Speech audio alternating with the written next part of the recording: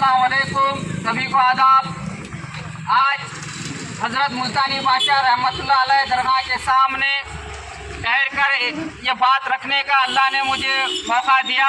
सबसे पहले यहाँ पर एक चौक था, एक अरसे दराज से इस चौक का नाम मुल्तानी चौक था।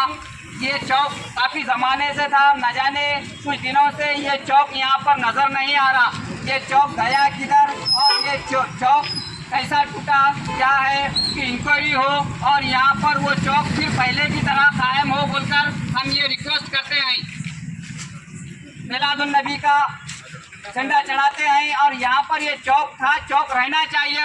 हम डिप्टी कमिश्नर से और कर्नाटका म्यूनसिपल मिनिस्टर वो बिदर नॉर्थ एमएलए रहीम खान साहब से इस बात की दरख्वास्त करते हैं, पूरे मोहल्ले वाले बिदर वाले, कि ये मुल्तानी चौक को फिर से आबाद किया जाए। अभी उसकी पूरी निशान है। ये कितने दिन हुआ टूट के?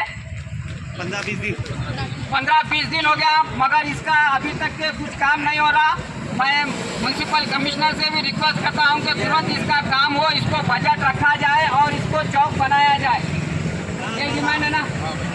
और दूसरी अहम बात, रियासत कर्नाटक की जानिब से ये ऐलान किया गया है कि शादी भाग्य स्कीम जो पहले मिलती थी 50,000, वो बीजेपी सरकार आने से कुछ बंद हो गया था।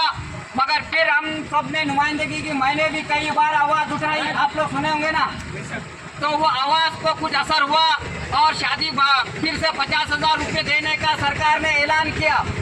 मगर सरकार इस बार कंडीशंस रखी है 50,000 देने के लिए। कंडीशन नंबर 1 कि बच्ची की शादी इज्तिमाई होना, कम से कम 10 बच्चियों की शादी एक जगह करना और वो एक सोसाइटी वाला जो है ना जिम्मेदारी लेके करना। क्या ये अच्छा है? हमारे बेटियों को 10 बच्चियों को एक साथ एक जगह बिठा के निकाह करना, तो कोई इज्जतदार आदमी, कोई इज्जत को मरता उन्हें ले जाके 10 के बराबर अपनी बेटी को भी बिठा के निकाह कर सकता है क्या? तो ये कंडीशन सही है गलत है? बोलो जोर से, रिकॉर्ड हो रहा है। हम सब इसकी मुखालिफत करते हैं।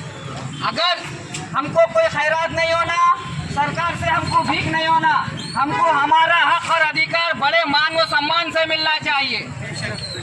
50,000 जो पहले जैसा मिलता था बगैर किसी कंडीशन के आज भी हमको मिलना। अगर सरकार को ये शिकायत है कि लोग बगैर शादी करके डुप्लीकेट शादी का रुखा बना के पैसा उठा रहे बोले, तो हम सरकार को एक मशवरा देते हैं, ये कंडीशन रखो कि अगर 50,000 होना तो मस्जिद में आग धोना कंडीशन रखो।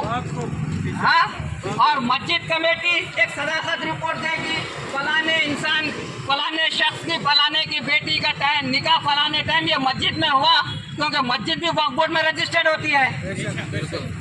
मस्जिद का कमेटी का सदर भी एक सरकारी आदमी होता है, तो वो मस्जिद कमेटी का सदर एक सदाकतनामा देगा।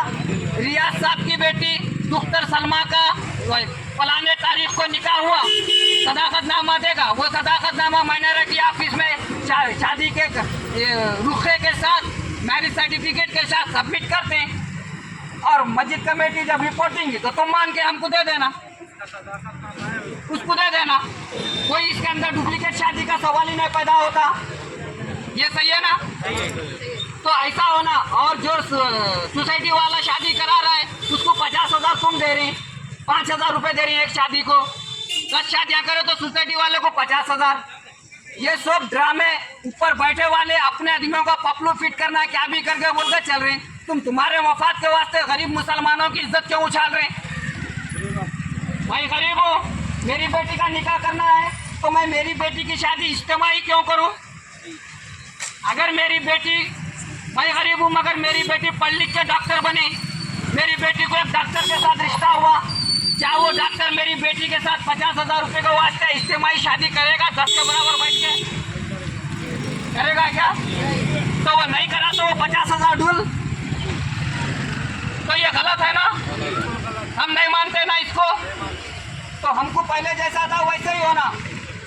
और जो सोसाइटी वालों को मिल रहे 5,000 एक निकाह के, वो मस्जिद कमेटी को जो वो 5,000 मस्जिद कमेटी डेवलप होएगी। हाँ, तो इन तमाम नाइंसाफियों के जो हो रहे हैं हम उसकी जो है ना मुखालिफत करते हैं और रियासत कर्नाटक के चीफ मिनिस्टर से, सिद्धारमैया साहब से, जमीर अहमद खान साहब से हम ये गुजारिश करते हैं कि आपने जो शराइत रखे हैं वो शराइत नाकाबिल कबूल है, वो शराइत नाकाबिल कबूल है। हम शराइत को नहीं मानते, हम मस्जिद के अंदर निकाह करने को मानते हैं, मस्जिद कमेटी के सदर की सदाकत को मानते हैं। मस्जिद कमेटी का सदर हमको सदाकतनामा देगा, तो सदाकतनामे पे आप हमको 50,000 दीजिए।